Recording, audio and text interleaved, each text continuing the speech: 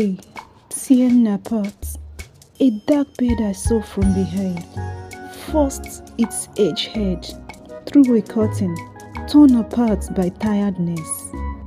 The color I know not what it looked like, worn away by multiple washing for many years. Wretchedness I saw from the hole it managed to force its head through.